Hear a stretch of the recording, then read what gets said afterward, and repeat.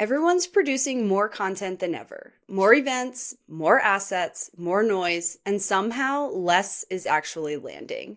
And the problem isn't that content stopped working, it's that context disappeared. Our guest this week didn't kill content, she gave it context. It's Event About It with Devin Bramhall.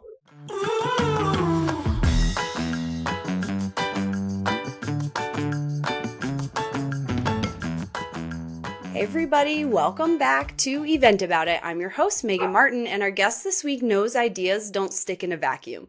They stick when there's context, community, and sometimes a live audience. She's spent her career helping brands show up with intention, not noise. Welcome to the studio, Devin. Hi.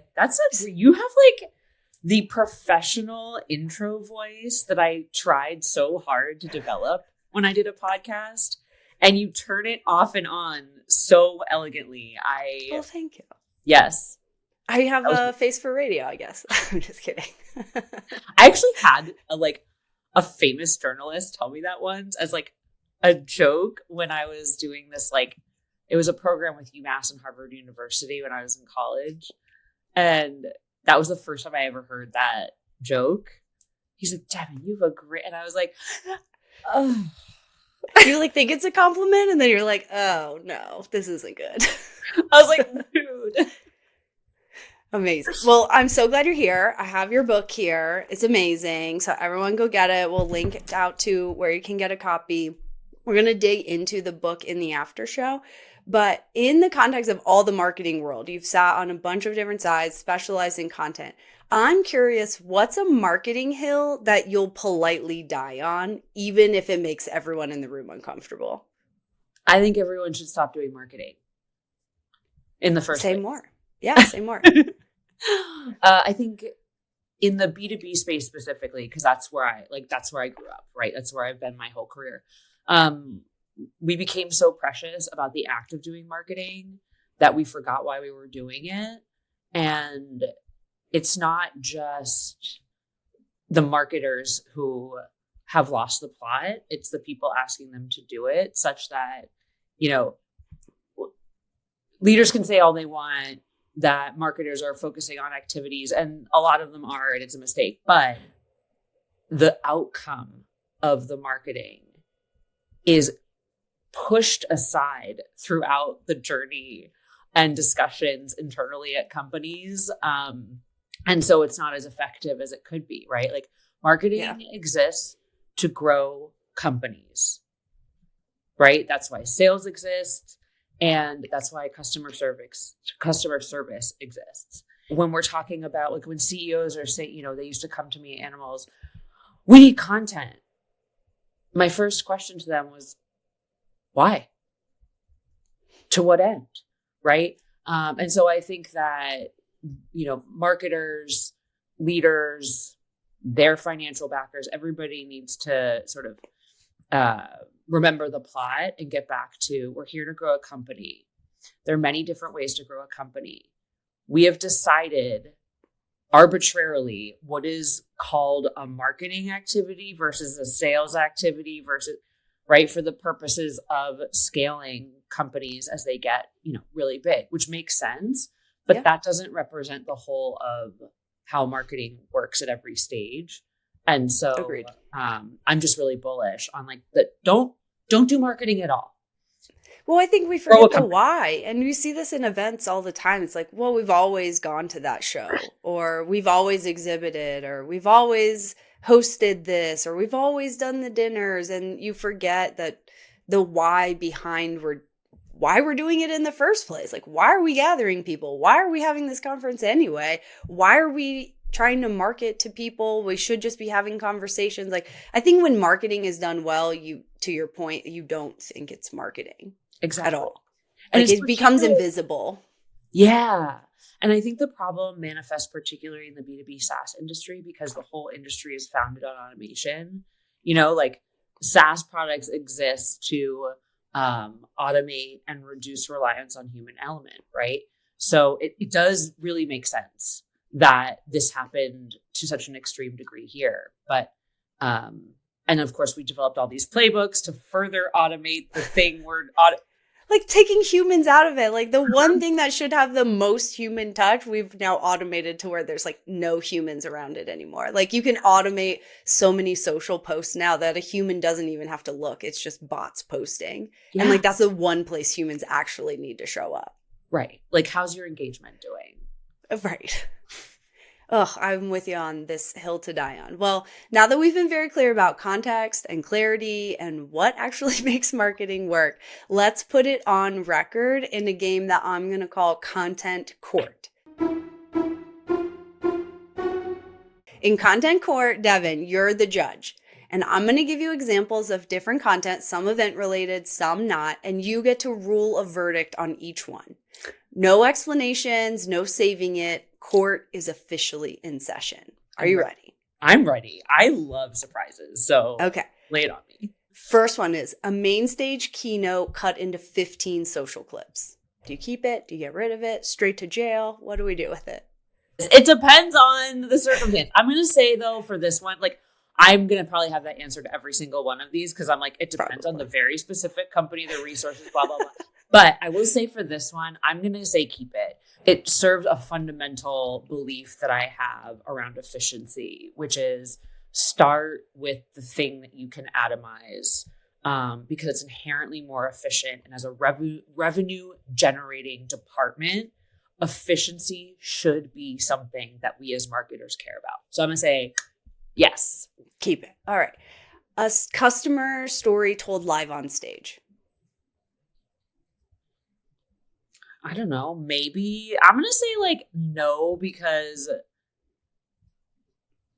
I think it's important to tell customer stories, but it's so random and like it involves the pretense is that you're having an event in which a stage is necessary and that's extremely expensive. And I think customer stories are done completely wrong anyway. Like they shouldn't be this like templated BS. It should be like, let's get a bunch of customers in a room for an event, networking and talking to each other at the product, which is what I used to do at Help Scout, and it works really well. So no, I'm going to say no. No. Okay. An event recap video that's mostly just crowd shots. No. Yeah, no. A LinkedIn post that says, I'm humbled to announce. It could be anything. Announce an event, a piece of content. I'm moving on. Yeah, I'm a little cringy at humbled, but I don't really care about that one enough to have an opinion. It's kind of like, it depends on like, there's a world in which I could say that and it wouldn't be cringe. Do you know what I mean? It's so situational. So I'm like, I don't care. Well, this one I know you definitely have an opinion on, and that's gated content. Oh, my hill to die on is I don't give a t-shirt or a flying monkey. I think it really and truly is one of the dumbest arguments that marketers spend their time on ever. And I hate this argument so much because when you actually work in marketing across companies and like, you realize that is the most irrelevant question in the world. It's a morality that isn't real and doesn't matter. Like, you know what I mean? It's like a morality that shouldn't exist.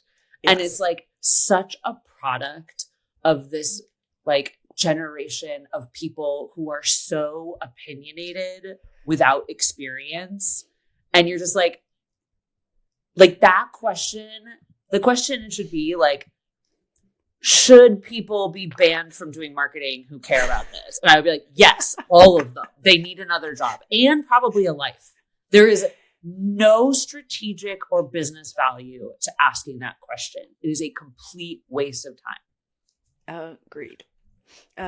Okay, last couple. A case study that never mentions the customer. I mean, no. Oh, sorry. Toss it. Get rid of it. Yeah, get rid of it. A podcast episode How could you do a case study without mentioning the customer? It's a good question. I'm sure I take that back. I have read a few case studies that don't ever mention the customer. I actually think, you know what, now that I think about it, because a lot of my work involves like not being able to share like the details of identities and such because the things I help marketers with are so sensitive. And it's like, I actually, to be honest, I take that back. I think it's fine. Because if the example is specific and it's based on something real and it helps the person, like a potential customer reading it, understand your product better, I actually don't think the customer needs to be involved at all. So I don't disagree, because I think a good case study just shows results, and it doesn't really matter who it was that got or saw the results. It was like, here was the problem. Here's what we did to address it. Here's how we solved it. Yeah. Insert whatever company name. Like, it's really just results driven. I think those are the best case studies. Yeah. Like, as a customer, all I'm looking for is to see myself and my own problems. How you get me there, I will never remember. I will just remember that I was there or not. Agreed. All right. Last one. A podcast episode that could have been an email. AKA like, oh gosh. Very timely question. No, don't do it. Like, get rid of it. In fact, yes, get rid podcasts of are for storytelling. Podcasts that are standard, like interview style guests. They're boring to do. Not a lot of people actually listen to them unless like you're incredibly famous, and it doesn't really give, like, Margaret and I were very intentional when we made Don't Say Content. We're like, we are not doing guests because that's every podcast in the world. It clearly shows your agenda isn't making an awesome podcast, but to like get customers or whatever. And we were like, we're the differentiating factor. We're the thing that people can, kind of latch onto. And we were right. And so, unless you're doing something like what you're doing, or it's like truly unique and different, just send an email. Tell you what, a podcast that could be a newsletter that actually provides value and serves you too. Yeah, great. That's what Substack's for. Start a Substack. Yeah. I like it. Well, tap, tap, tap. Case closed. What we have learned is that content needs context. Yeah. Period. Dot. That's what we need. And that's why I think events are more than just moments. They're media, they're content machines, because the event around it gives it context. And I think so many people get lost, and we're going to get into this in the after show, of how events can be media content engines that give so much context to conversation. Yeah. Yeah. Okay. Well, now it's time for my favorite segment, which is the vent of the week. Because sometimes the only thing tighter than a content calendar is our patience. This is your safe space to let it out, all the pet peeves, planning pains, and the things that make this industry just a little too eventful. So tell us, what drives you absolutely nuts about events? Okay, I was going to talk about one thing, but now I remember it as an AI drives me absolutely batty about events. Because in putting together an event right now that's literally happening this week, I have been thrust back into the world of event platforms and all the sort of like tools around it, and how much they're trying to tell me that automation is the solution and will make the event process faster. And it's absolutely not. And in fact, there's one particular promise that I take issue with, and that is anything regarding the guest list. They'd kind of sent out a bulk of invites, and naturally there was a high volume, single digit acceptance rate, which is totally normal, right? And there's your like automation. There's your promise of AI. You can segment your LinkedIn list and send to these specific people, or, yada, yada, yada. The problem with that when you're doing an event, from my experience, is that unless you ask people to pay any amount at all, you're going to get at least a 50% drop off rate. You can't count on the people who RSVP coming. Well, that's a problem for me, because this event was intended to be like a curated event. We're not charging for it. I need people to come. I need people who RSVP to come, because it's not open to the public. It's open to a specific group. My whole point is that this idea of AI scaling and, taking over these activities for various aspects of marketing, specifically and most dramatically, it's evident in events, is a lie. Because guess what? I may have spent 4 hours sending invites to all kinds of people, including people I was like, hi, we've never met. And I like low key want to meet you so bad. And I was like, do you want to just come to this event? Like there's no agenda, whatever. The people who RSVP, I don't have to worry if they're going to come or not. Right. Absolutely fabulous, Ben. Because I think, and as AI is advancing, I think we are leaning on it more in areas that still should have a human touch. Yeah. And like also, it's so useful. Like I literally couldn't figure something out in Beehive the other day. And I told ChatGPT what was going on. It was more useful than Beehive's automated chatbot or even their help docs. Like none of that could help me. And so I asked ChatGPT and she quite literally walked me through it step by step. Copy this, paste it there, copy this, like, you know? Like, yeah, I broke my website over the weekend and asked ChatGPT. I was like, here's the error. Here's what happened. How do I fix this? And literally step by step. Like queen at taking feedback too. I have to work way less hard if I'm like, hey, if she's helping me develop an idea or figure something out, right? I'll be like, I could just say what's wrong. And she's not going to be like, ooh, like you didn't say that perfectly and now I feel offended or whatever. I'm like, she's like, yeah, you're right, actually. Let me work on that. Love it. I love it. Well, that is an absolutely fabulous event. More human touch, less AI, especially on the invitation and audience acquisition stage, for sure. More human touch with other humans, which sounds horrible. I want to redact that completely. More human to human interaction and more AI on sort of the strategic execution, like brainstorming and collaboration side. Yes, agreed. Okay, well, last up, as we're wrapping up the podcast, it's time to event about it. This is the part of our show where you get to spill the tea on a memorable event moment. Whether it was a huge success, a total disaster, or just pure chaos, we want to hear it all. So tell us a story. You've been around events a long time, and you've gone to a lot of events, hosted events, so you've got to have some kind of like attendee behaving badly story, maybe. This is not a humble brag at all. I'm terrible at logistics, and it is a miracle that no one's died at any of my events. Like that is the level of, so this has nothing to do with me. It's pure coincidence. I ran a panel at the Ahrefs conference in October. And the panel I was moderating was like, you know, SEO guys from AT&T, HubSpot, WPP. It's a big name. Those are big logos. Yeah. Awesome guys too. What a great, like, so smart and so like, I really liked them a lot. And so, you know, we get to the day of and we're in the, whatever you call that back area. The green room. Yep. Before you go on stage. And by happenstance, I said, I went over to the tech guys with the computers who do the backdrop or whatever. Mm-hmm. And just by happenstance, I was like, hey, can I just look at it and double check? Like, I don't know why I asked. I'm crazy about details.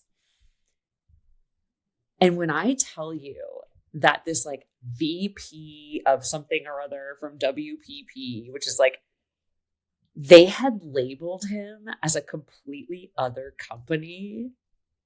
WPP. Good thing you checked. Oh my God. Of all the people that care, WPP cares the most. And I looked at this young man and I said, sir, this is wrong. And he's like, I don't know if we can change it. And I was like, look in my eyes. You have to. You don't have a choice. I was like, you have to. And then I went, and they were amazing. Like that was a very well run event. And so like, you know, they were finally, but I was like, I don't care if you call me by a different name on this slide. That man needs to have the right company or you're in big trouble. Yeah. For sure. I mean, you have to sweat the small stuff, but also you have to remember no one else knows the game plan. Like you know the game plan, but they're definitely going to remember if you get the VP of a major company's name and company wrong. Yeah. Or if the audience like on a doesn't main get stage. Well, yeah, because all those assets are being repurposed. That was quite the story. I think it's a good advice for everyone to just double check any graphics or slides before you walk out on stage. Well, thanks for joining us. Devin, tell the people where they can get your fabulous book and follow along on all the things that you produce. It's easy. My book is on Amazon and other places, but unfortunately, that's the easiest one. My website, devinbramhall.com, is where you can find anything else I'm doing. And of course, LinkedIn. I'm on there chatting up marketing stuff all the time. So that's it. Amazing. Well, that's it for today's episode of Event About It, where we connect events and marketing and prove that live experiences aren't just logistics, they're growth channels. If this episode made you think differently about how events drive pipeline, brand, or growth, make sure you subscribe. That's how you catch what's coming next, including the Event About It after show, where Devin and I dig in deeper into how non-traditional paths are an asset, events as media channels, and what events really produce. And if you've got an event or story or a moment from the field that deserves to be unpacked, you can submit it at eventaboutitpodcast.com. Until next time, keep growing, keep laughing, and keep eventing about it.